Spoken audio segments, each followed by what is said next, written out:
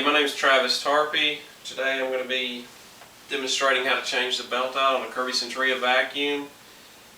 Keep in mind that this information is applicable to any of the G model vacuums, G3, G4, G5, G6, the Ultimate G as well. So here we go. Now, bear with me here. I'm using the video, shooting the video by myself, so I'll have to zoom in here so we get a good shot. Okay.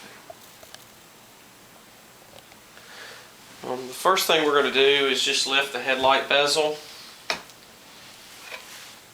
The second thing we're going to do is rotate the belt lifter counterclockwise. It's kind of going to get tight right in here. That's because it's lifting the belt. I've got the belt lifted, and if you can see, the red arrows are aligned, the belt off position. The next step is going to be to rotate this lever counterclockwise as well. It can be kind of tight. So now that we've rotated that, the front head falls off. If you notice inside of here that the belt is lifted, the next thing we're going to need to do is rotate this part clockwise, and the belt's going to be dangling around in there. As you can see, the belt is loose now. Next step, rotate these clips and release the rug plate. Okay, the rug plate's off. So now our belt's dangling about. We're going to need to get this brush roll out of here in order to get the belt off the brush roll. There's two ways to do it. One is to slide the belt all the way to one end and give it a tug and it'll pop out. Or another way to do it is take a butter knife if it's kind of tight and just prise up on the ends and pop it out of there. Okay. Got the belt out, brush roll out, everything's disassembled now.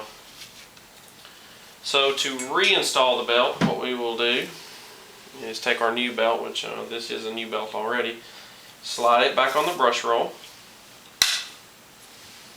and pay close attention to the caps, because one cap is a large cap, one cap is a small cap.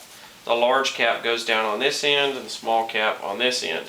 And also, if you read on your brush roll somewhere, it'll be imprinted small cap, so just make sure your caps are on the right end.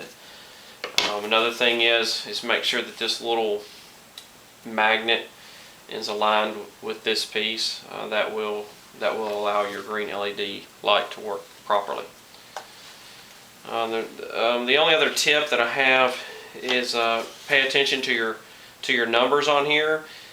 You got a number 1, number 2, and number 3, and depending on the amount of wear on your bristles, you'll want to set your caps at 1, 2, or 3. I'm going to set this one at 2 just to be safe, and I've got both caps set at 2. Just make sure they're both set on the same number, or else the belt will come off. Okay, we've got that pressed into place.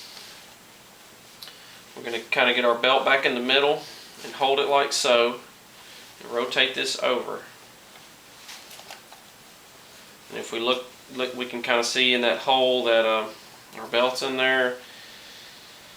Our green arrows are going to be lined right now. What we want to do is rotate this until we align the red arrows, and as we're rotating it, it catches that belt and lifts it up. Red arrows are lined up, our belt's lifted back up. Next thing we need to do is put the rug plate back in position. We're going to put our rug plate back on. Just make sure it's flush around the edges. Snap our clips. And then we're going to put the front head back onto the machine.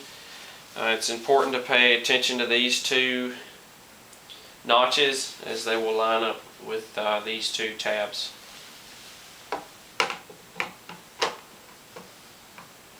So we put it on there, tilt it back, it should kind of move like so. And we're going to rotate this clockwise. And we're also going to rotate this clockwise to where our green arrows line back up. And that does it. When we turn the vacuum back on, we just want to verify that our brush roll is in fact working and that our green LED is working. And if any of those aren't working properly, then you may need to go back through the video and make sure you didn't miss a step. I believe that's it. Thank you.